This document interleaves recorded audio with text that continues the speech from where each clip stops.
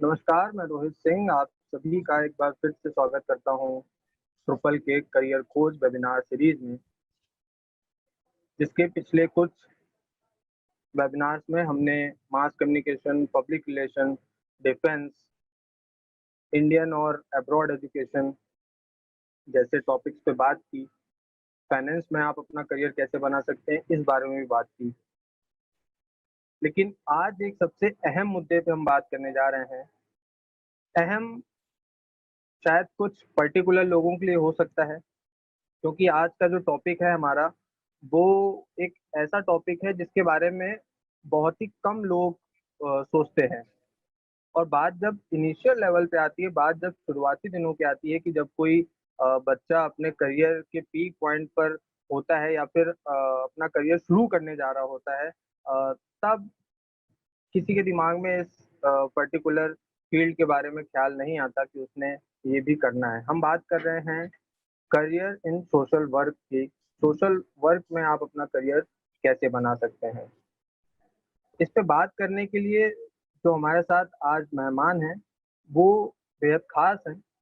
खास इसलिए क्योंकि उन्होंने इंजीनियरिंग फील्ड को छोड़ के एज अ मैकेनिकल इंजीनियर होने के बावजूद, कुछ महीने जॉब करने के बावजूद, उन्होंने अपनी फील्ड को, अपने काम को सोशल वर्क की तरफ मोड़ा और आज एक सबसे युवा और सफल सोशल वर्कर्स में से एक है और बहुत से लोगों के काम आ रहे हैं। मैं बात कर रहा हूँ मिस्टर अमन वालिया जी की। सर, आपका बहुत बहुत स्वागत है हमारे शो में। मैं चाहूँगा सर, आप हम सभी से एक बार मुखातिब हूँ। हम सभी आपका इंतजार कर रहे हैं। ये जानने की कोशिश करेंगे कि सोशल वर्क में किस तरीके से आप अपना करियर बना सकते हैं। Thank you so much, Rohit, for inviting me for this session. And I thank all the participants also who have joined for this particular session. And first, जैसे रोहित ने अभी explain किया थोड़ा कि मेरा जो background रहा है वो engineering का रहा था, मेरा जो अंडर ग्रेजुएशन थी वो इंजीनियरिंग में थी, और उसके बाद मेरा जो ट्रांजिशन सोशल वर्क की तरफ हुआ, तो क्या उसके बेसिकली रीजन थे कि सोशल वर्क की तरफ मेरा बिल्कुल सर, ट्रांजिशन हुआ। मेरा आई हैव आल्सो 6 मैं months एक ऑफ चीज एक्सपीरियंस। मैं तो माफी चाहूंगा सर, क्योंकि ये सवाल इसलिए भी बहुत अहम है कि जब युवा अवस्था में कोई सोशल वर्क के बारे में नहीं सोचता है, क्योंकि आज की जो होड़ है वो इंजीनियर्स, डॉक्टर्स या फिर और डिजिटल फील्ड में हो गई है समय के साथ साथ। लेकिन युवा अवस्था में सोशल वर्किंग के बारे में सोचना और अपनी फील्ड को छोड़ के, क्योंकि ऐसे बहुत से बच्चे हैं जो मे बी उनके मन में सवाल रहता है कि उन सोशल वर्क करना चाहते हैं, वो सोसाइटी के लिए वेलफेयर का काम करना चाहते हैं, लेकिन उनको कुछ समझ नहीं आता, कोई रास्ता नजर नहीं आता, क्योंकि वो किसी और फील्ड से होते हैं और इस फील्ड में बहुत ज्यादा ऐसा स्कोप दिखता नहीं है। तो आज का सेशन उन सभी बच्चों के लिए बहुत ज्यादा महत्वपूर्ण इसलिए भी है कि आपसे हमको ये जानने को मिलेगा कि सबसे पहले तो आपने कैसे, आपका ये ट्रांजेक्शन हुआ, उसके पीछे की क्या वजह रही, और उसके बाद हम आगे की बातें जानेंगे। जी अमन सर, बताएं। जी जी, आपने सही बोला कि ये जो स्टूडेंट्स का इसकी तरफ अभी इंक्लिनेशन नहीं है, और इसका बहुत बड़ा एक रीजन है, वो है कि लैक ऑफ अवेयरनेस। ना तो कोई हमारी सोसाइटी में जो थोड़े बड़े लोग हैं, जो हमारे पेरेंट्स हैं, जो रिलेटिव्स हैं, और जो खुद स्टूडेंट्स हैं, उनको इसके बारे में बहुत अवेयरनेस कम है। तो इसको कोई एज अ प्रोस्पेक्टफुल करियर सोचता ही नहीं। जब भी हम करियर की बात करते हैं तो हमारे सामने सिर्फ 3-4 ऑप्शंस आते हैं जिसके बारे में हर कोई बात करता है, और हम इस बात को भूल जाते हैं कि उन 3-4 ऑप्शंस में लाखों स्टूडेंट्स हाईली कॉम्पिटिटिव एनवायरनमेंट में कॉलेजेस में एडमिशन पाना चाह रहे हैं, और जबकि कुछ ऐसे करियर ऑप्शन हैं जहाँ की तरफ उनका ध्यान ही नहीं जाता। और बात करें social career in social sector, तो इस रिगार्डिंग बहुत कम है। और इसका बेसिक रीजन जो मैं देखता हूँ है कि जो हमारी परसेप्शन है सोशल सेक्टर को लेकर, वो इमेजिनेशन है सोशल सेक्टर को लेकर, वो एक बहुत पुराने 50 साल पुरानी इमेजिनेशन को लेकर हम लोग इसके बारे में सोच रहे हैं। हम सोचते हैं कि सोशल सेक्टर में काम करना मतलब कि आपको एक रिमोट विलेज में जाना होगा, आपको एक इंटीरियर पार्ट में जाना होगा, आपको पूरी जिंदगी अपनी गांव में ही बितानी होगी। तो I think this is not a very right perception, this is just one aspect. क्या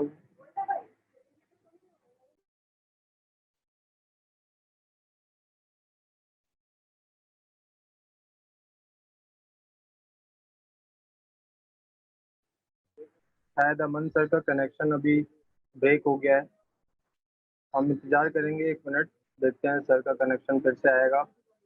जी सर, माफी चाहूंगा कनेक्शन की वजह से थोड़ा सा सेशन ब्रेक हुआ बीच में। जी सर, आप अपनी बात पूरी करें।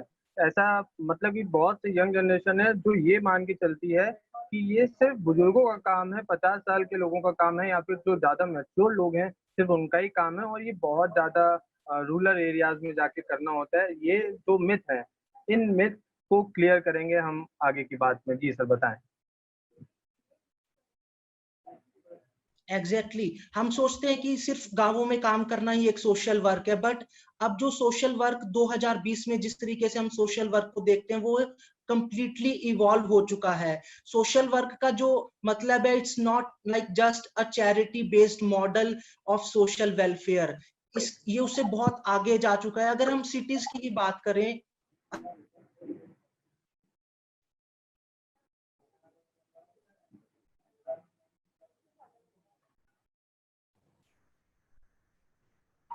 आई थिंक कुछ कनेक्शन इशू आ रहा है, मैं सॉरी चाहता हूँ।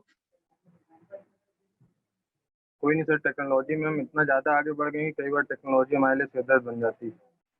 जी, तो जी सर, आप जारी रखें। तो यही सोशल सेक्टर जो एक चैरिटी बेस्ड मॉडल की तरह हम देखते हैं, उससे ये बहुत आगे जा चुका है। अगर हम किसी सिटी की ही बात करें, किसी मेट्रो सिटी की बात करें, तो हम बहुत सारी प्रॉब्लम, एक मेट्रो सिटी जिसको हम बोलते हैं कि वहां पे प्रॉपर इंफ्रास्ट्रक्चर है, प्रॉपर ग्रोथ ग्रोथ है उसकी, प्रॉपर इकोनॉमी है उसकी, तो वहां पे भी बहुत सारे इशू आ चुके हैं। आप अक्सर खबरें पढ़ते होंगे, बहुत सारी metro cities are facing this water scarcity, जो उनका ग्राउंड लेवल वाटर वो पॉल्यूटेड हो चुका है, और बहुत सारे वाटर स्कार्सिटी से रिलेटेड वहां पे मेट्रो सिटीज में ये इश्यूज आ रहे हैं कि वेस्ट मैनेजमेंट सिस्टम है उसको किस तरीके से डील करें, और पब्लिक जो ट्रांसपोर्टेशन सिस्टम का वो भी एक कोलैप्स कर गया ऑलमोस्ट। ट्रैफिक जैम्स जो लगते हैं, लंबी लंबी क्यूज, तो ये सब हमें दिखाता है कि जो सोशल सेक्टर है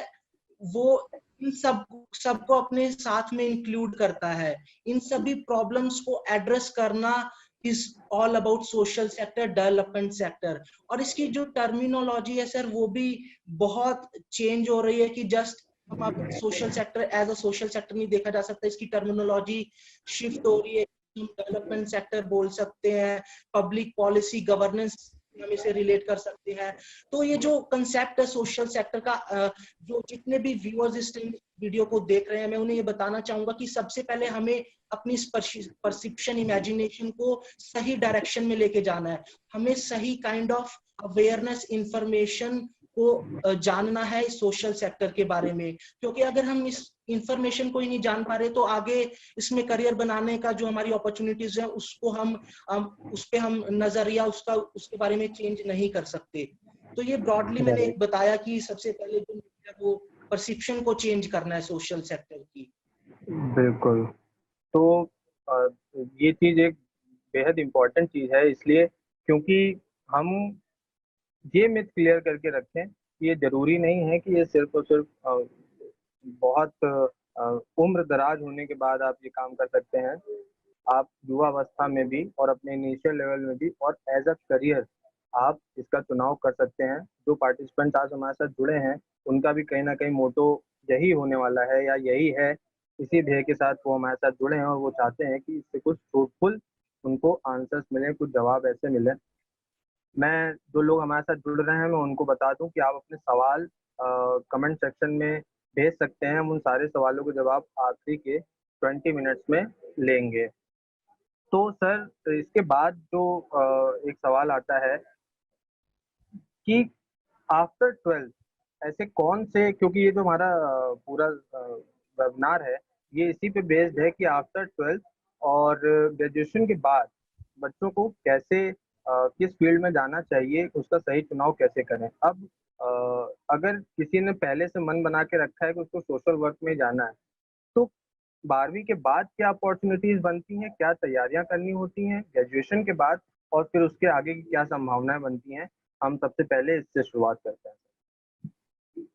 एग्जैक्टली एंड मैं एक बात बताना चाहूंगा, बहुत ही इंटरेस्टिंग बात यहाँ पे कि अ, जो सोशल सेक्टर के कोर्सेज हैं वो बहुत डाइवर्स स्टूडेंट्स को अकोमोडेट करते हैं, चाहे वो एक इंजीनियरिंग स्टूडेंट हो, चाहे वो किसी मेडिकल फील्ड से हो, चाहे वो किसी जर्नलिज्म फील्ड से हो। अगर आप में वो पैशन और इंटरेस्ट है तो सोशल सेक्टर के करियर्स इन सभी जो आपके कोर्सेज हैं उनको अकोमोडेट करते हैं। आपको एक स्पेसिफिक कोई ये जरूरत नहीं है कि आपने साइंस स्ट्रीम में ही किया हो, किसी पर्टिकुलर ह्यूमैनिटी स्ट्रीम में ही आपने 12th किया तभी आप इसमें करियर बना सकते हैं, या आप एक पर्टिकुलर ह्यूमैनिटीज फील्ड से आपने ग्रेजुएशन किया है, पॉलिटिकल साइंस से ग्रेजुएशन किया है, सोशियोलॉजी से ग्रेजुएशन किया है, तभी आप पोस्ट ग्रेजुएट कर सकते हैं सोशल वर्क में।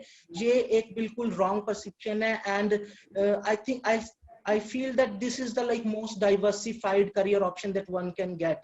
और जो आपका जो पैशन है, एक इंटरेस्ट सोशल सेक्टर में जो काम करने का डेवलप्ड है, उसी के एक्सटेंशन को ये आगे आपकी डाइवर्सिफाइड करता है अगर आप सोशल सेक्टर में करियर बनाना चाह रहे हैं। तो अगर मैं बात करूं सबसे पहले कि अगर कि किसी को मान लो अगर कोई इंजीनियर, जैसे मैं अगर अपनी बात करूं कि मैं इंजीनियरिंग बैकग्राउंड थी मेरी और उसके बाद मैंने ट्रांजिशन करा सोशल सेक्टर की तरफ, तो इसके आई थिंक जो भी सोशल सेक्टर में थोड़ा ट्रांजिशन करते हैं तो उनमें कहीं ना कहीं एक एक्सप्लोरेट करने का, नई चीजों को एक क्यूरियोसिटी होती है जिसके कारण वो इन करियर्स की तरफ इंक्लाइंड होते हैं। अगर मैं अपनी बात करूं, मैं इंजीनियरिंग का स्टूडेंट था और मैं बहुत सारे डिबेट्स और एलोकेशन कॉम्पिटिशन में पार्टिसिपेट करता था।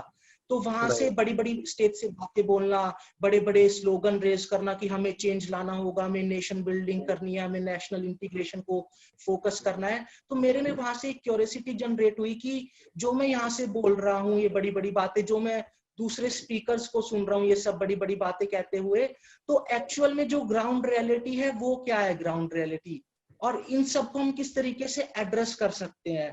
तो वहीं पे एक स्टूडेंट ऑर्गेनाइजेशन थी जो इस सोशल सेक्टर में काम करती थी, तो मैं उसके साथ जुड़ा और उसके बाद मैं कुछ एरियाज में गया, स्लम एरियाज में गया, कुछ गवर्नमेंट स्कूल्स में गया। तो वहां पे जाके मतलब जो मेरे परसेप्शन अबाउट द वर्ल्ड थी वो टोटली एक चेंज हो गई।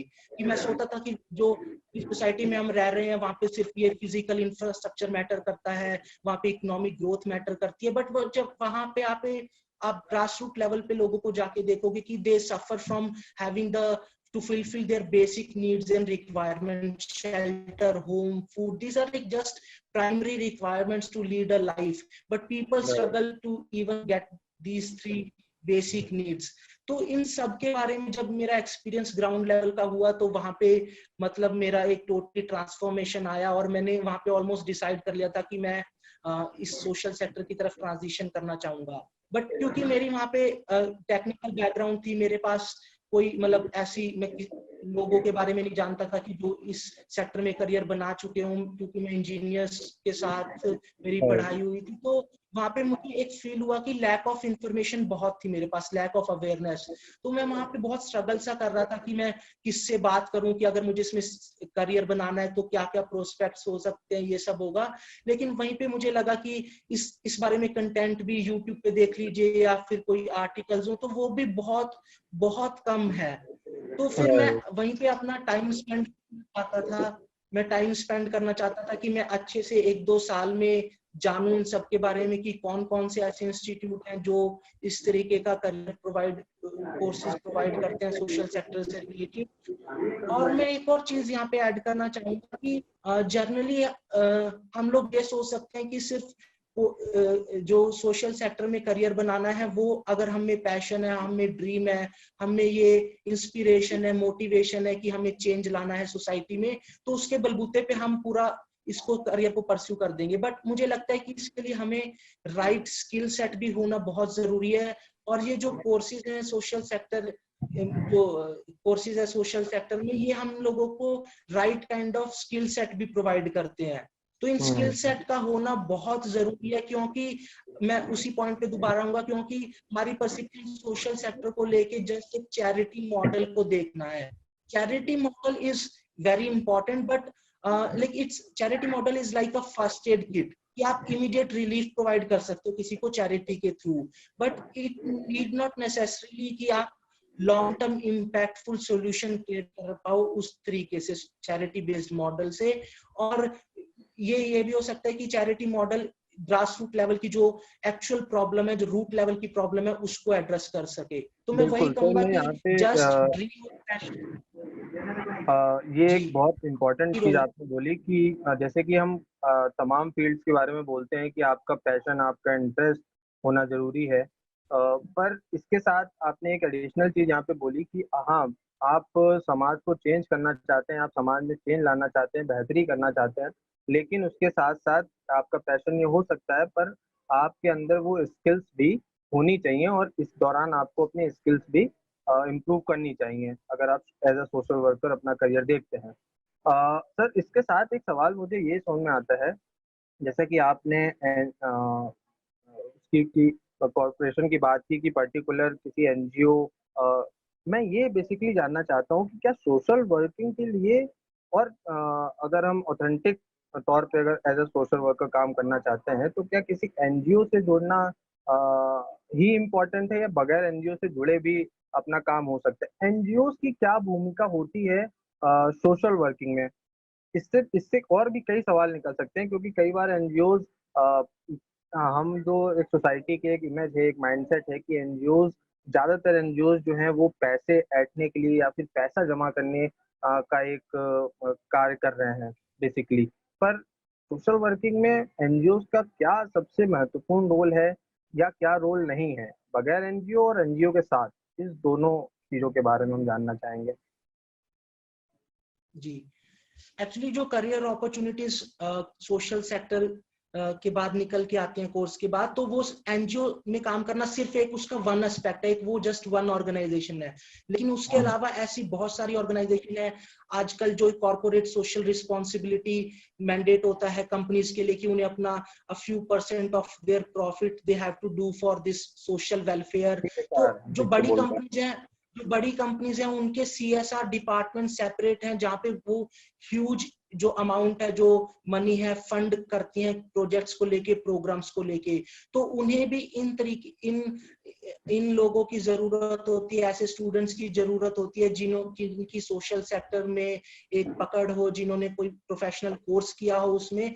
तो एक एनजीओ होगा, एक CSR जैसे मैंने अभी एक्सप्लेन किया. उसके अलावा सर बहुत सारे ऐसे भी रोल हैं कि जैसे प्रोग्राम इवेल्युएटर से रिलेटेड भी बहुत सारे रोल है, प्रोग्राम डिजाइनिंग से रिलेटेड बहुत सारे रोल हैं. और सर आजकल इतने कोर्सेज, इतने प्रोग्राम्स आ गए हैं. अगर आप गवर्नमेंट के प्रोग्राम्स ही देखिए कि स्वच्छ भारत मिशन हो गया है, जननी सुरक्षा योजना हो गई, ये सब प्रोग्राम्स में बहुत सारी मनी गवर्नमेंट फंडिंग कर रही है आजकल. तो इन सब प्रोग्राम्स को इवेल्युएट करना भी बहुत जरूरी है, क्योंकि तभी हम एक प्रोग्राम का इम्पैक्ट को देख सकते हैं. तो career opportunities programme as a programme evaluators भी आप बना सकते हैं. कि अगर मैं एग्जांपल लूं, मान लो जननी सुरक्षा योजना का, जिसका मकसद है कि maternal and infant mortality rate को कम करना थ्रू इंस्टीट्यूशनल डिलीवरी. तो ये इस प्रोग्राम का एक ब्रॉड ऑब्जेक्टिव है. तो इस प्रोग्राम को अगर हम इवेल्युएट करते हैं कि कितना % चेंज इंस्टीट्यूशनल डिलीवरी के बाद IMR में रिडक्शन हुआ, किस तरीके से ये इम्प्लीमेंट हुआ, कौन कौन इसके बेनिफिशियरी हुए, तो ये एक प्रोग्राम इम्प्लीमेंटेशन से रिलेटेड प्रोग्राम इवेल्युएटर से रिलेटेड भी आपके सामने ये करियर अपॉर्चुनिटीज आती हैं कि आप एज अ प्रोग्राम इवेल्युएटर किसी ऑर्गेनाइजेशन के लिए काम करें. उसके अलावा सर बहुत सारे जो पॉलिसी थिंक टैंक्स बोलते हैं, एक्चुअल टर्मिनोलॉजी ये है, एक टेक्निकल वर्ड है, मतलब सोशल सेक्टर से रिलेटेड की पॉलिसी थिंक टैंक्स हमें उन्हें बोलते हैं. वो लोग रिसर्च करते हैं, ग्राउंड लेवल की रिसर्च करते हैं कि क्या क्या लोग इश्यूज को फेस कर रहे हैं, और उसके बाद वो इम्प्लीमेंटेशन स्ट्रेटेजी बनाते हैं, अपनी पॉलिसीज बनाते हैं, रिकमेंडेशंस देते हैं गवर्नमेंट को कि इस तरीके से अगर आप काम करेंगे यहाँ पे तो बेटर इम्पैक्ट आएगा. वो जो गवर्नमेंट की ऑलरेडी रन प्रोग्राम्स या प्रोजेक्ट्स हैं उन पे रिसर्च करते हैं कि कहाँ पे गैप्स आए हुए हैं, तो और पॉलिसी को फ्रेम करते हैं। तो इस सेक्टर में ये policy as a policy analyst भी काम कर सकते हैं, डेवलपमेंट कंसल्टेंट भी काम कर सकते हैं। तो आई थिंक ये एनजीओ का, अगर अब मैं बात करूं एनजीओ के रोल की जो बात है, वो काफी ग्राउंड लेवल चेंज लाने की बात है कि वो बिल्कुल एकदम कम्युनिटीज के साथ काम करना, ग्राउंड लेवल पे प्रॉब्लम के साथ एंगेज करना। तो बट सिर्फ एनजीओ में काम करना इस कोर्स के बाद एक ऑप्शन नहीं है, और भी बहुत सारे ऑप्शन होते हैं, जैसे मैंने अभी आपको तीन चार जस्ट एक ब्रीफली आपको explain किए। राइट। तो हमने सबसे पहले जो करियर अपॉर्चुनिटीज निकलती हैं, हमने उसके बारे में जान लिया कि आप as a analyst, policy analyst, as a developer और सीएसआर जो कॉर्पोरेट कंपनियों को करना पड़ता है। कॉर्पोरेट्स में भी सोशल वर्कर्स की काफ़ी डिमांड होती है, क्योंकि उनको सीएसआर एक्टिविटीज़ के तहत बहुत से काम करने पड़ते हैं रूरल और अर्बन एरियाज़ के लिए। तो सर, ये हमने जाना कि आप जब ये कोर्स ख़त्म कर लेते हैं, उसके बाद आपको ऐसी अपॉर्चुनिटीज़ मिलती हैं। पर इससे पहले एक जस्ट सवाल आता है, मैं मान लीजिए 12वीं पास हूँ, ठीक? और मैं एज़ अ सोशल वर्कर अपना करियर देखता हूँ, तो म मुझे इसके आगे अब क्या करना चाहिए?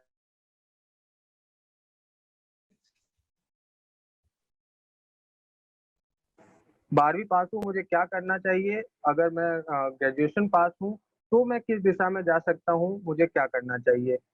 वो एक बेसिक चीज़ हम समझ लेते हैं। एग्जैक्टली। तो अगर आपने सिर्फ 12th पास किया है जस्ट अभी अभी, तो ऐसी बहुत सारी बैचलर्स डिग्री हैं जो स्पेसिफिकली सोशल वर्क में डील करती हैं, और ये डिग्रीज बहुत सारी सेंट्रल यूनिवर्सिटीज में, स्टेट यूनिवर्सिटीज इस डिग्री को प्रोवाइड करती हैं। इसको सिंपली बोलते हैं bachelor in social work, BSW।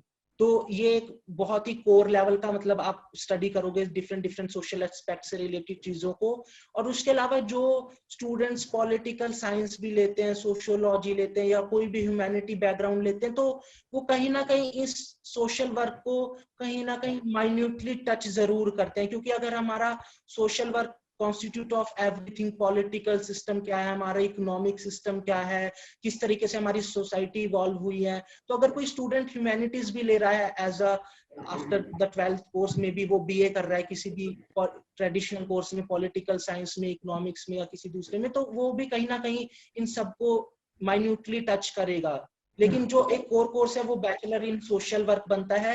और आजकल नए कोर्सेज भी आ रहे हैं जिसको हम बोलते हैं liberal study, BA in bachelor in liberal studies बोलते हैं उसको। तो लिबरल स्टडीज में एक्चुअली क्या किया गया है कि जो डिफरेंट कोर्सेज है, जैसे सोशियोलॉजी हो गया, पॉलिटिकल साइंस हो गया, इकोनॉमिक्स हो गया, इन सबको कंबाइन करके एक परफेक्ट कोर्स बनता है जो आपको एक सोशल सेक्टर में भी करियर बनाने की अपॉर्चुनिटी प्रोवाइड करता है। अदरवाइज अगर आप सिर्फ पॉलिटिकल साइंस का कोर्स कर रहे हैं तो उसमें बहुत स्पेसिफिक सा पॉलिटिकल साइंस से रिलेटेड चीजों को डिस्कस किया जाएगा। बट लिबरल स्टडी आपको एक डाइवर्सिफाइड ऑप्शंस देता है कि आप डिफरेंट डिफरेंट सब्जेक्ट्स को स्टडी करो, और बहुत सारी प्राइवेट यूनिवर्सिटीज इस लिबरल स्टडीज को कोर्स को लेके आई है।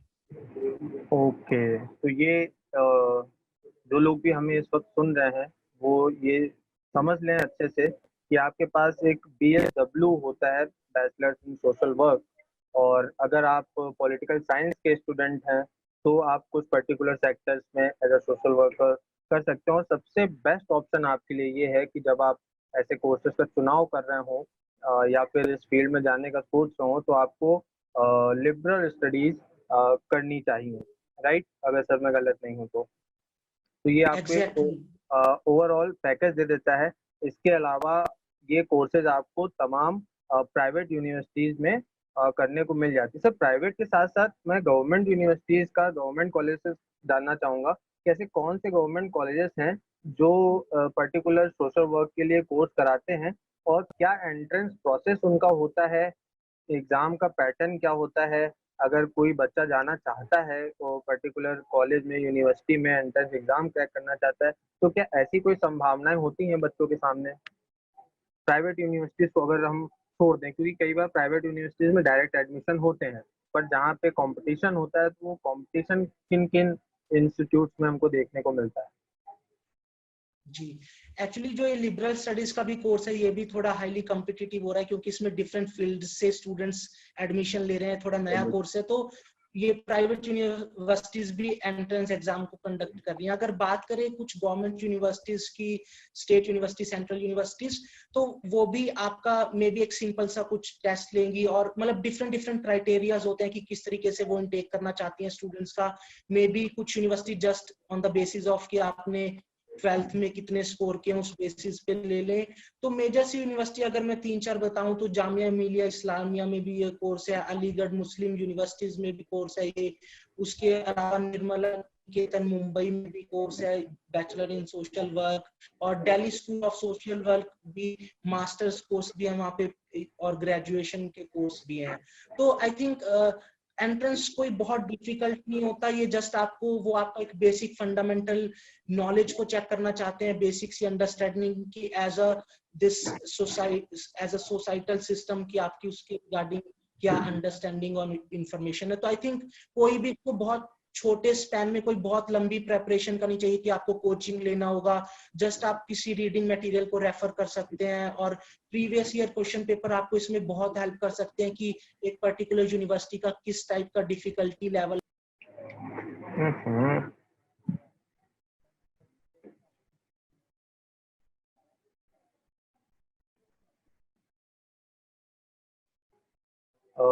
माफी चाहूंगा सर का, इंटरनेट कनेक्शन में थोड़ा सा प्रॉब्लम है सर, हमें फिर से ज्वाइन करेंगे कुछ ही सेकंड्स में, बने रहें।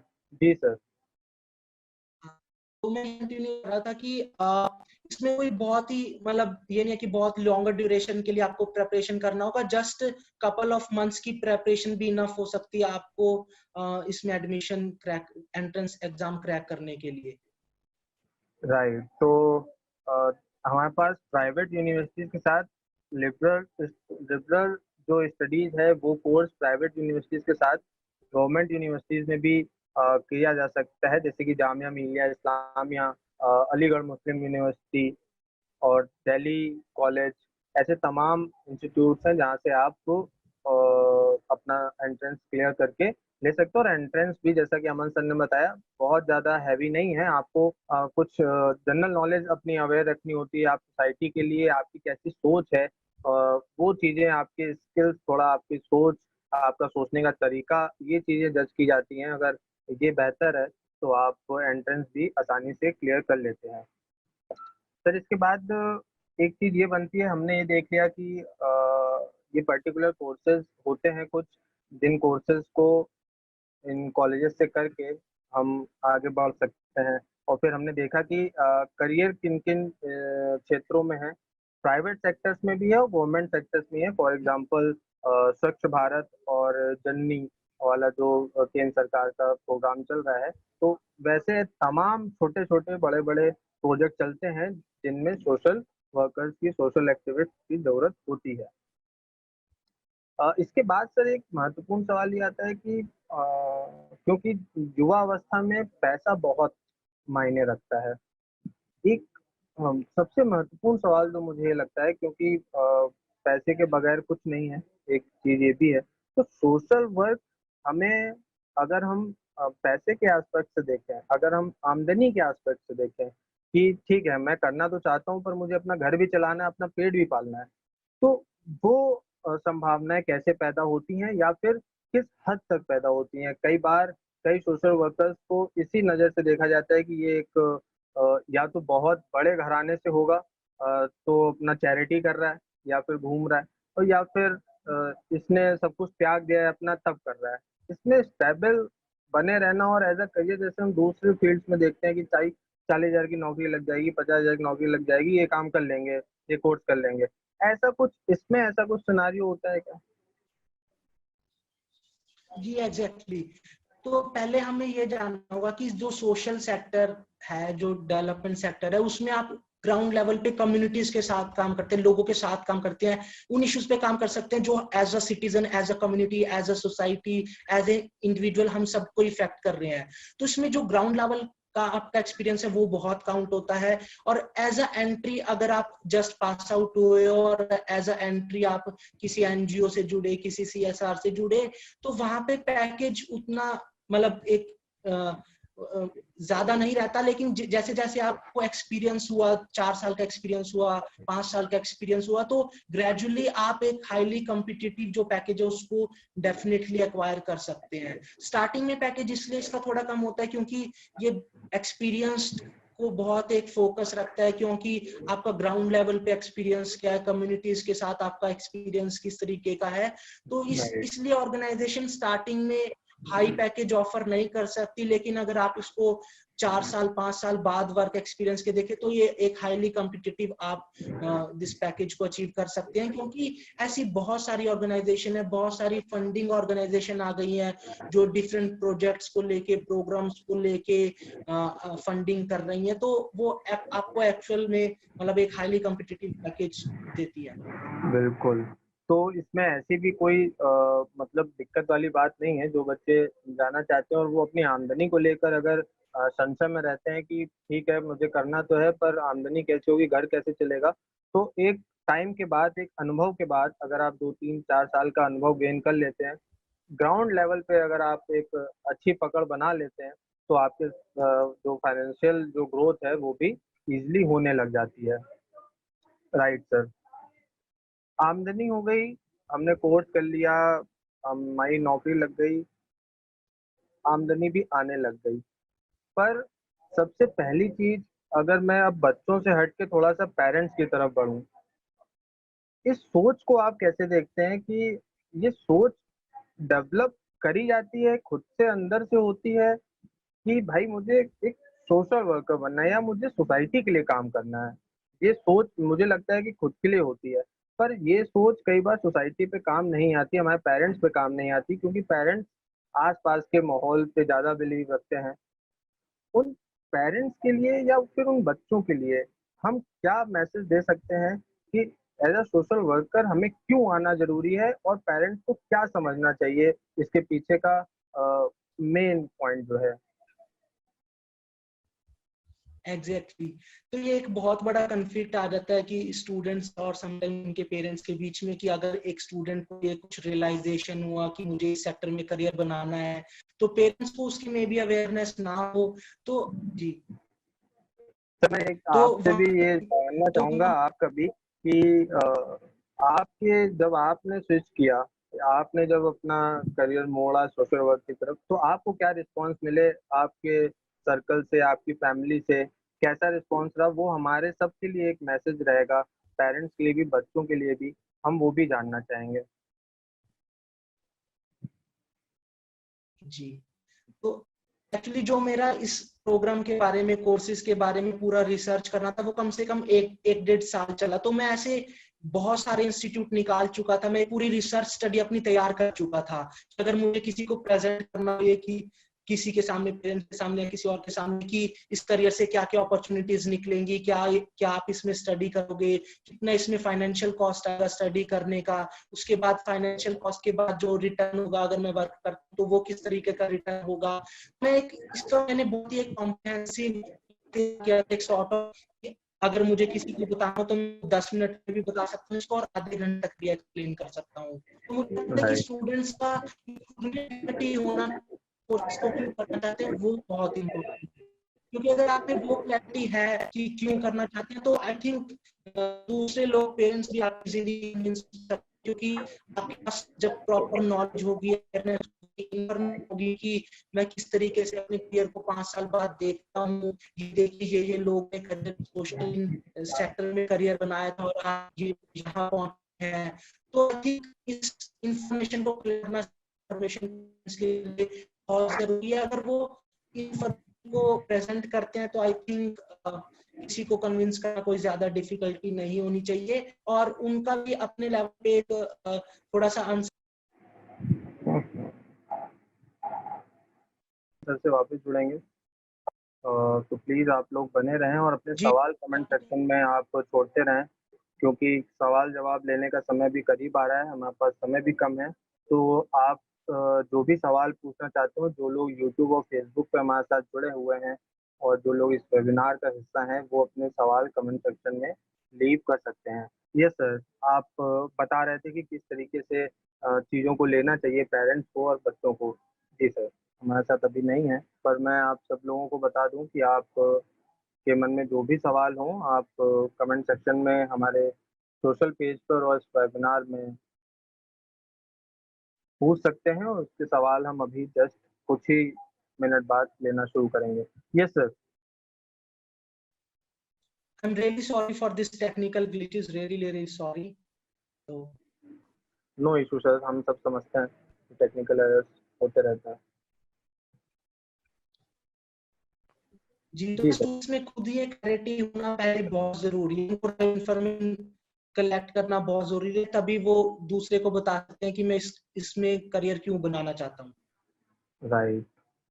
तो ये हमारे पेरेंट्स के लिए भी इम्पोर्टेंट है और हम बच्चों के लिए भी इम्पोर्टेंट है कि सबसे पहले तो हम अपना माइंडसेट करें कि हमें किस दिशा में जाना है और फिर हम अपने पेरेंट्स को उसके लिए इंसिस्ट कर सकें, हम अपने पेरेंट्स को उस चीज़ के लिए मना सकें। आप अपनी इतनी तैयारी रखिए, आप अपनी तैयारी इस चीज़ के लिए रखिए जैसा कि अमन सर ने बताया। अमन सर ने कहा कि उन्होंने लगभग 1 साल इस कोर्स में जाने से पहले, क्योंकि वो एक इंजीनियरिंग फील्ड से आते थे और अपने घर पे उनको जब ये बताना था कि वो इंजीनियरिंग छोड़ के अब सोशल वर्क करना चाहते हैं जो कि बिल्कुल डिफरेंट काम हो जाता है। उसके लिए उन्होंने लगभग 1 साल वो पूरी तैयारी की कि वो किस तरीके से इस कोर्स का हिस्सा बनेंगे, किस तरीके से इस पूरे प्रोजेक्ट का हिस्सा बनेंगे, कहाँ से आमदनी होगी, क्या काम करना होगा। ऐसे तमाम सवाल उन्होंने खुद से किए और फिर जो सोसाइटी, जो पेरेंट्स, जो आम लोग आपसे पूछ सकते हैं, उन्होंने उन सवालों के जवाब तैयार किए और फिर पूरी तैयारी के साथ इस फील्ड में आए। तो ये बात आप सब लोग प्लीज़ ध्यान रखें कि सबसे पहले तो अगर आप कोई एक पर्टिकुलर चीज़ ऐसी करने का मन बना रहे हैं, जो आपको लगता है, जैसे कि थ्री इडियट्स मूवी में हमने देखा था कि आर माधवन बोलते हैं, "अब्बा नहीं मानेंगे।" तो अब्बा, बहुत से बच्चों के मन में ये होता है कि अब्बा नहीं मानेंगे, पर अब्बा को मनाना पड़ेगा और उसको मनाने के लिए हमें खुद तैयारी करनी पड़ेगी। वो तैयारी हमारी इतनी स्ट्रॉन्ग तैयारी होनी चाहिए कि पेरेंट्स भी माने, सोसाइटी भी माने और फिर जब आप कोई भी काम अपने इंटरेस्ट के साथ करते हैं, तो वो आप जितनी भी मुश्किलात क्यों ना हो, आप उसमें सफल ज़रूर हो जाते हैं। आप उसमें आगे ज़रूर निकल जाते हैं।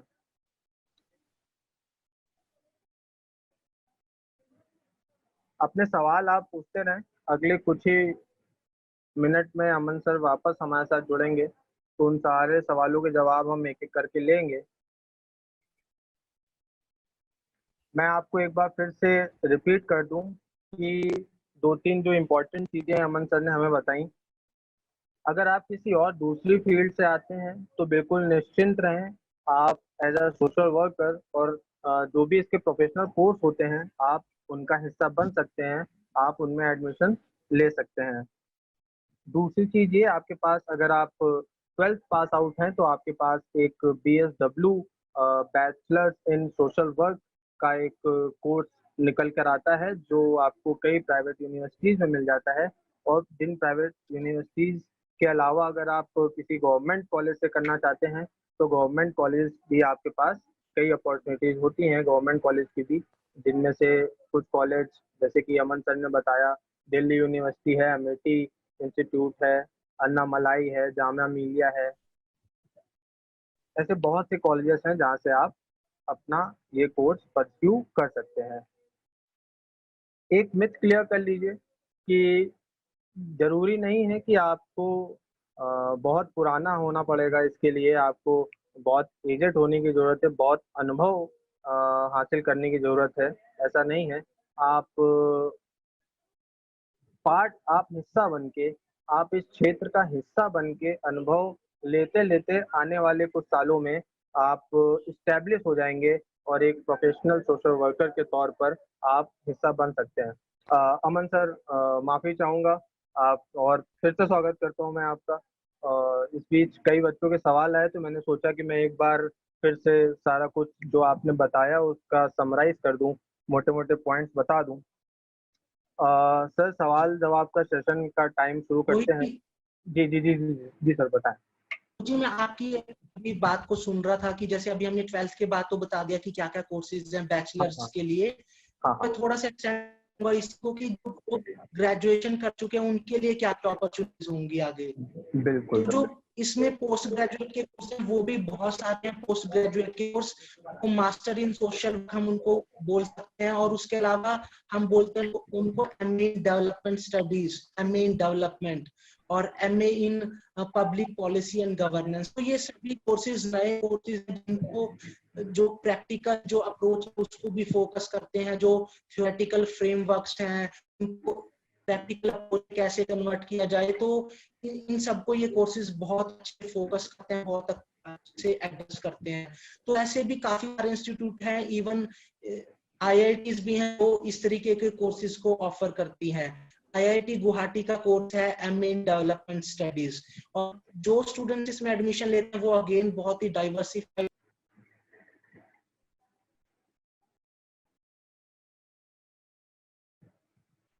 अ,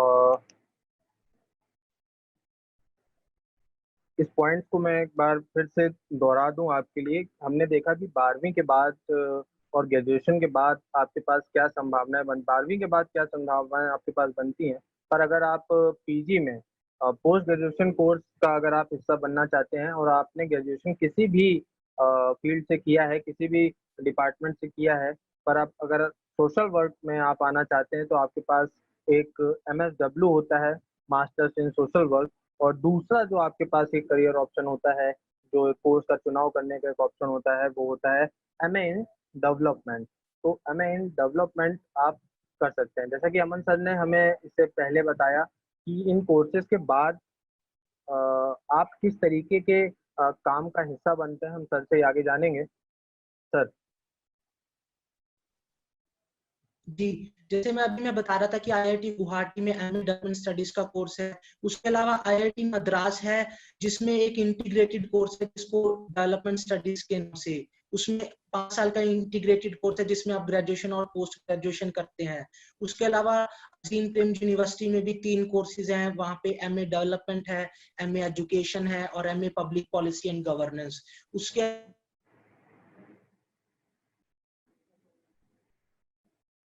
तो आपके पास एमए इन एजुकेशन और एमए इन पब्लिक गवर्नमेंट भी एक करियर ऑप्शन बन के आता है।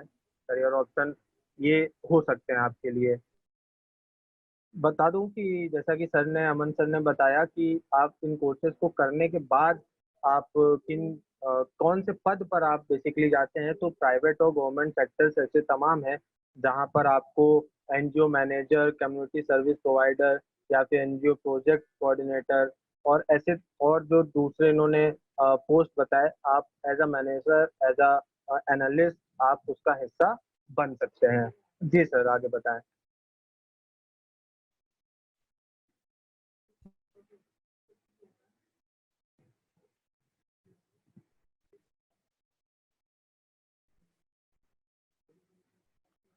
अ, तो इसके साथ हमारे पास बच्चों के कुछ प्रश्न भी हैं जिनको हम एक एक करके अब लेना शुरू करेंगे।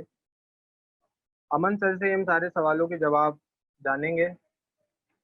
अमन सर हमें सुन पा रहे हैं, उनका वीडियो अभी विजुअल नहीं है, पर वो हमें सुन पा रहे हैं, हमें देख भी पा रहे हैं। तो आपके जो भी सवाल हों आप एक एक करके कमेंट सेक्शन में पूछ सकते हैं। अमन सर के हमसे दोबारा जुड़ते ही मैं एक एक करके सभी के सवाल लूंगा। जैसे कि मौमिता हैं हमारे साथ, सत्येंद्र हैं, योगेश हैं जो सवाल पूछना चाहते हैं, अहमद वानी हैं जो सवाल पूछना चाहते हैं। अमन सर के जुड़ते ही हम इन सारे सवालों को एक एक करके लेंगे और इनके जवाब जानेंगे। हमने एक चीज ये देखी कि आप अगर पॉलिटिकल साइंस के स्टूडेंट हैं तो भी आपके पास कई संभावनाएं ऐसी बनती हैं जब आप एज अ सोशल वर्कर काम कर सकते हैं। और एक सबसे महत्वपूर्ण चीज़ जो अमन सर ने बताई कि आपको अनुभव लेना बहुत ज़रूरी है। अगर आप ग्राउंड लेवल पे किसी ऐसे पर्टिकुलर संस्थान के साथ जुड़ते हैं, जो संस्थान काम कर रहे हैं, कार्यरत हैं समाज सेवा के इस क्षेत्र में, अगर आप उनका हिस्सा बनते हैं और उनके साथ जुड़कर आप काम करते हैं, अनुभव प्राप्त करते हैं, तो वो चीज़ आपको आगे बहुत ही ज़्यादा फ़ायदा पहुँचाती है। तो हमने कई ऐसे पॉइंट्स देखे, जैसे कि क्या कोर्सेज़ हमारे पास हो सकते हैं, कौन से कॉलेजेस हमारे पास हैं और क्या करियर अपॉर्च्युनिटीज़ हमारे साथ बनती हैं, क्या सैलरी पैकेज और क्या आमदनी के क्या जो ज़रिए होते हैं, आमदनी कितनी हो सकती है। हमने ऐसे कुछ बेसिक और सबसे महत्वपूर्ण पॉइंट यहाँ पर अमन सर से जाने हैं। सर हमारे साथ वापस आ चुके हैं, तो सर मैं एक-एक करके बच्चों के सवाल लूँगा क्योंकि सवाल हमारे पास काफ़ी ज़्यादा होते जा रहे हैं और समय की कमी बहुत कम है। तो मैं माफ़ी भी चाहूँगा इस चीज़ के लिए और आप सबको बताना चाहूँगा, अमन सर को भी, कि हम ये सेशन की जो सीरीज़ है, हम इसको आगे भी जारी रखेंगे क्योंकि बहुत सी ऐसी क्वेरीज़ होती हैं, जो 1 घंटे के सेशन में पूरी नहीं हो पाती हैं। तो बच्चों के मन में जो भी सवाल हो, अमन सर हमारे साथ जुड़े हुए हैं, अमन सर की प्रोफ़ाइल भी आपके साथ शेयर हो जाएगी। तो ऐसे आप कोई भी आपका सवाल हो, जो अभी ना पूछ पाएँ इस 1 घंटे के सेशन में, तो वो आगे भी पूछ सकते हैं, आगे भी जान सकते हैं। सर सबसे पहला सवाल जी मैं रोहित जी, और मैं सोच रहा था कि अगर जी, जी, जी, मे बताइए। भी कोई डॉक्यूमेंट ऐसा प्रिपेयर कर दिया जाए जिसमें इन सभी कोर्सेज का मेंशन हो कि कौन कौन से कोर्सेज है, कौन कौन से इंस्टीट्यूट है, और मे भी थोड़ा बहुत उनके एंट्रेंस एग्जाम्स के बारे में। बिल्कुल सर, हाँ, बिल्कुल हम ऐसे ही एक-एक करके चीज़ों को लेंगे।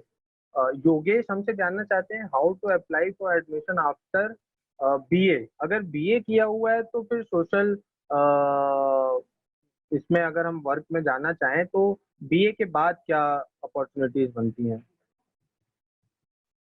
जी, जैसे वही मैंने बताया कि मास्टर इन सोशल वर्क तो एक ऑप्शन है ही, उसके अलावा बहुत सारे नए कोर्सेज हैं, एमए इन डेवलपमेंट जिन्हें हम बोलते हैं, और MA in public policy and governance भी। ये सभी सोशल एस्पेक्ट्स को टच करते हैं अलग अलग लेवल पर। और जैसे मैंने इंस्टीट्यूट बताया, अजीम प्रेम यूनिवर्सिटी हो गया, एक आईआईटी गुवाहाटी में कोर्स है, आईआईटी मद्रास में एक इंटीग्रेटेड कोर्स है ग्रेजुएशन एंड पोस्ट ग्रेजुएशन का, उसके अलावा Tata institute of social. Tata institute of social. तो टाटा इंस्टीट्यूट ऑफ सोशल आपके पास अ, योगेश आपका सवाल था कि कौन से ऐसे बीए के बाद आपके पास क्या संभावनाएँ बनती हैं? तो कुछ पर्टिकुलर इंस्टीट्यूट्स हैं जहाँ पर आप विज़िट कर सकते हैं उनकी वेबसाइट्स पे जैसे कि Tata institute of social science Mumbai में जो एक प्रमुख संस्थान है, आप उसके बारे में पढ़ सकते हैं। आपको बैचलर्स के बाद बीए के बाद की जो आपने डिग्री की है, आपको पोस्ट ग्रेजुएशन के लिए मास्टर्स के लिए टाटा इंस्टीट्यूट्स, अमेठी यूनिवर्सिटी मदुरै अन्नामलाई विश्वविद्यालय, लखनऊ यूनिवर्सिटी, तो ऐसे कई यूनिवर्सिटीज़ हैं जहाँ पे post graduation programme after graduation के चलाए जा रहे हैं, तो आप उनका हिस्सा बन सकते हैं।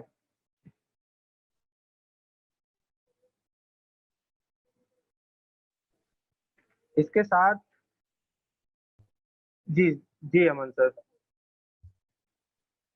जी, और जिन्होंने ह्यूमैनिटी स्टडीज किया है उनके लिए एग्जाम निकालना कोई आपको डिस्क्रिप्टिव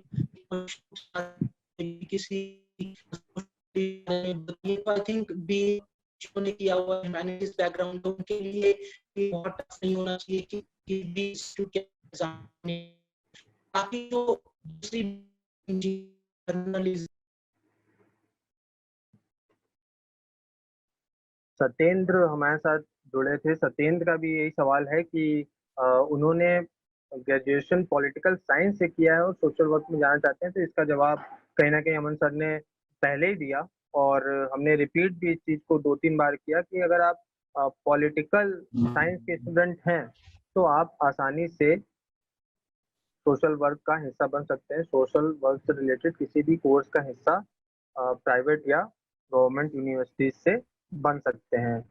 इन यूनिवर्सिटीज़ जो गवर्नमेंट यूनिवर्सिटीज़ हैं, इनसे कोर्स करने का एक अपना अलग फ़ायदा होता है।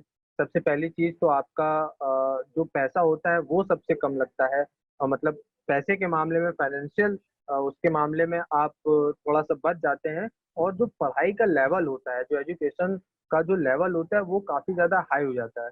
मतलब आपके लिए सबसे ज़्यादा इम्पोर्टेंट चीज़ ये है कि अगर आप पोस्ट ग्रेजुएशन कर रहे हैं सोशल वर्क के किसी भी पर्टिकुलर कोर्स में, तो आप इस बात का ख्याल रखें कि कोशिश करें कि आप किसी गवर्नमेंट कॉलेज से, किसी सरकारी संस्थान से ही अपने इस कोर्स को आगे बढ़ाएँ, क्योंकि वहाँ पे आपका एजुकेशन का लेवल बढ़ जाता है, आपको प्रैक्टिकल नॉलेज बहुत ज़्यादा मिल जाता है और आपको कहीं न कहीं फाइनेंशियल सपोर्ट भी उसमें रहता है। हालाँकि प्राइवेट यूनिवर्सिटीज़ भी कम नहीं है, प्राइवेट यूनिवर्सिटीज़ में भी ऐसे बहुत से मॉडर्न कोर्सेज़ हैं या ऐसी बहुत सी मॉडर्न टेक्नोलॉजी के साथ वो आजकल स्टडीज़ कराते हैं, तो एक वो भी आपको एक अदर बेनिफिट मिलता है अगर आप प्राइवेट इंस्टीट्यूट्स में भी जाते हैं तो।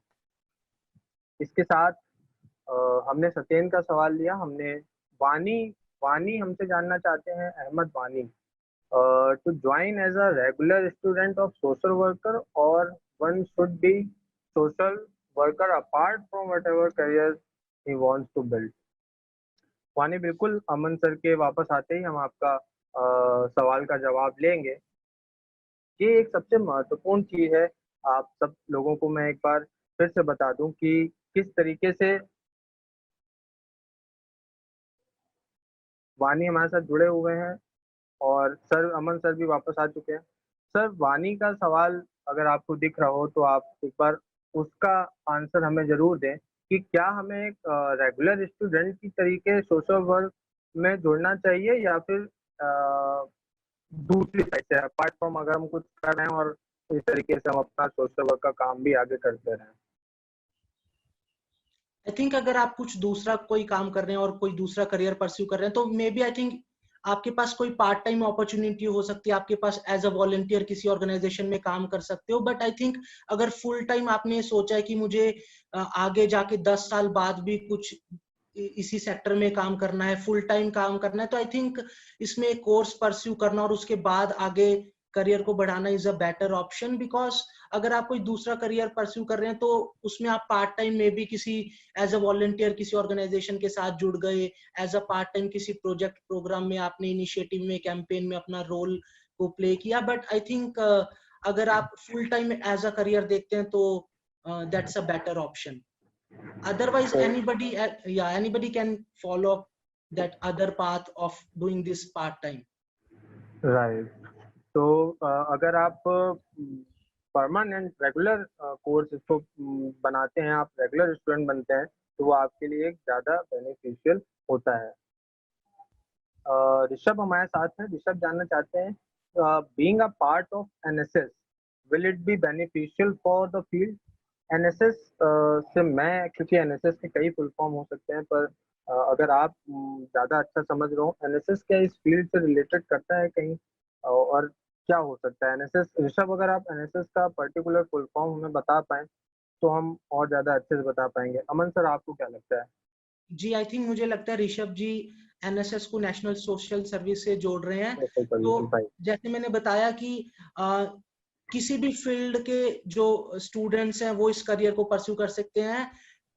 जस्ट आप में एक वो पैशन इंटरेस्ट ड्रिवन होना चाहिए। It's a more of a purpose driven career.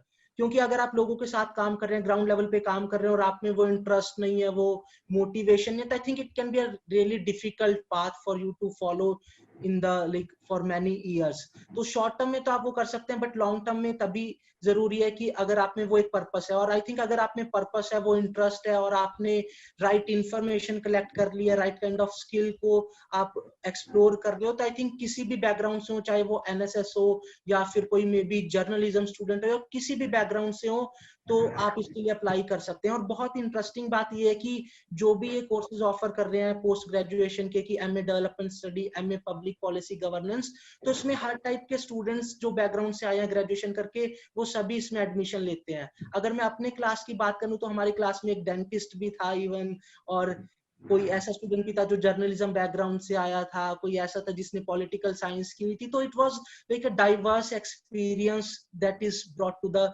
classroom, and it is the like very idea behind these courses also. So there is no right particular background required until you have that zeal to work in this sector. Right right right. तो वो आपके अंदर वो झील होनी चाहिए। मैं मानता हूँ सर कि हमारे अंदर झील है, करना भी चाहते हैं, पर हर फील्ड का एक मुश्किल दौर होता है। हर हर हर जो भी क्षेत्र होते हैं उनका एक मुश्किल टाइम होता है या एक मुश्किल वक्त होता है। एज अ सोशल वर्कर जब हम इसमें अपना करियर परस्यू कर रहे होते हैं या जब हम इस फील्ड में उतर चुके होते हैं, आप जैसे कि अभी हैं, तो वो सबसे मुश्किल टाइम कौन-सा होता है? और उस मुश्किल वक़्त से बचने का या फिर उस मुश्किल वक़्त से निकलने का क्या हमारे साथ संभावनाएँ बनती हैं? कौन-सा मुश्किल टाइम होता है, उस मुश्किल वक़्त से बचा कैसे जाए? आई थिंक टफ टाइम को अगर मैं टाइमलाइन में लेके चलूं तो सबसे पहले तो ये डिसीजन लेना और कन्विंस करना कि मैं इसमें करियर बनाना चाहता हूँ, वो एक सबसे टफेस्ट राइट, पार्ट है। ओके, क्योंकि आप यस, में वो यस, मे बी ज़ील तो आ गई, वो पैशन तो आ गया, लेकिन आप दूसरों को कैसे कन्विंस करेंगे कि मैं ये कैसे सब कन्विंस करना करेंगे? चाहता हूँ। तो बिल्कुल, फर्स्ट टफ पार्ट तो वो आया, उसके बाद सेकंड टफ आया कि अब आपने कोर्स कर लिया बट अब आप एक जॉब के लिए ढूंढ रहे हैं। तो हुँ, एंट्री लेवल की जॉब, जैसे मैंने बोला कि may not be highly lucrative, but उसके बाद आप धीरे धीरे इसमें ग्रो करते हैं बेस्ड ऑन योर एक्सपीरियंस। तो आई थिंक ये दो टफ पार्ट है कि and both these part are like entry level की पहले तो आप इस कोर्स को परस्यू करने का डिसीजन लिया, और उसके बाद जब आप स्टार्टिंग में जस्ट कोर्स पास आउट करके फील्ड में जा रहे हैं और तब जॉब को सर्च कर रहे हैं, तो मुझे लगता है ये काफी एक टफ पार्ट हो सकता है स्टूडेंट के लिए। बिल्कुल। तो सर ये टफ पार्ट तो था, पर इस टफ पार्ट से अब उभरा कैसे जाए? इस टफ पार्ट से निकला कैसे जाए? आपका वो टफ पार्ट, ये जो जैसे कि आपने बताया कि आपने डिसीज़न लिया, ये एक टफ पार्ट था। अब अभी आप इसमें हैं, पर आप इससे निकले कैसे? आप इससे निकले कैसे? आपने कैसे पेरेंट्स को, अपने घरवालों को, अपनी सोसाइटी को इस चीज़ के लिए कन्विंस किया? उसके लिए क्या बेसिक चीज़ है? एक्चुअली जब मैं इस ट्रांजिशन में चल रहा था तो मैं अपने साथ टाइम स्पेंड करना चाहता था पूरा टोटली, कि ये जो मेरा अंदर से ड्राइव आ रहा है कि मुझे इसमें करियर बनाना है, कि ये ड्राइव मेरा एक्चुअल में ड्राइव है या जस्ट बिकॉज कि कुछ छोटे एक्सपीरियंस हो गए छोटे मोटे और उसके बेसिस पे मैं सोच रहा हूँ कि मुझे कोई बड़ा चेंज लेके आना है। तो वही मैंने बताया कि आपको टाइम स्पेंड करना बहुत जरूरी है। इंफॉर्मेशन को पूरा अच्छे से सर्च कीजिए कि क्या क्या कोर्सेज हैं, क्या क्या मैं पढ़ूंगा। कोर्सेज में आप क्या क्या पढ़ोगे वो भी जानना बहुत जरूरी है। उनके इंस्टीट्यूट्स पे जो वेबसाइट्स पे कोर्सेज अवेलेबल है उनका सिलेबस सर्च करिए कि इसमें क्या क्या मैं पढ़ूंगा। अगर मैं एनवायरनमेंट पढ़ रहा हूँ तो एनवायरनमेंट के मैं किस एस्पेक्ट को टच करूंगा। अगर कोई सस्टेनेबिलिटी से रिलेटेड कोर्स है तो सस्टेनेबिलिटी को मैं किस वे में इमेजिन कर रहा हूँ, क्या क्या इसमें डिस्कशंस होंगी। तो I think you can overcome this just by having that right kind of information को collect करना और उसके बेसिस पे डिसाइड करना। क्योंकि जब आपके पास एक इंफॉर्मेशन आ जाती है तो you feel also more confident. You have, बिल्कुल। हाँ, आपके पास आंसर आ जाते हैं बहुत सारे क्वेश्चंस के जो बाकी लोग में भी आपसे पूछना चाहते हैं, और आप खुद भी बहुत सारे क्वेश्चंस के आंसर पा लेते हो। वाले जी क्यों, ये बिल्कुल सही चीज़ है कि अगर हम कोई भी काम शुरू करने जा रहे हैं, तो उसकी बेसिक से लेकर हायर नॉलेज हमें सब होनी चाहिए, क्योंकि वो हमारा कहीं न कहीं कॉन्फिडेंस बिल्ड करती है। सर ओवरऑल जो मोटा-मोटी सवाल हो सकते थे, वो हमने किए, वो हमने जाने कि क्या कोर्सेज़ हो सकते हैं, क्या इंस्टीट्यूट्स हैं, क्या स्कोप होता है आगे।